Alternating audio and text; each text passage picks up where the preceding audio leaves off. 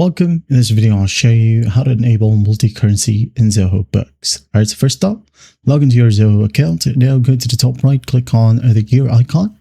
Now what we're doing here is just go ahead and go to first up, customers and vendors. Okay, in this section, if you have the option multi-currency, just enable it. Okay, and once done, go back, go to currencies right here under setup and configurations, click on it, and just make sure to add in as many currencies as you want. Okay.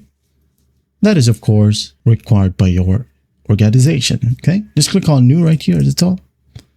Country code right here, select from the list. Let's say I'm going to go ahead and select or add in Nigerian Naira. I'm going to click on it, head on save, and it will be added right here. So basically, or normally, when you go ahead and create a transaction, like creating sales or even purchases, you'll be able to select from any of these currencies. Now, as you can see here at the top right, you can enable exchange rate feeds. Okay, if you click on it, as you can see here, it says the exchange rates for the currencies will be automatically fetched in real time.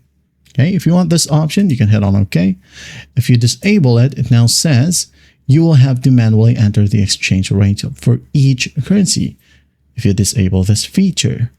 Okay, so once that's done, let's say I'm going to go ahead and go to one of my customers right here. Let's say Mrs. Raya. Now, as you can see here, we have the default currency. You can now go ahead and change this one.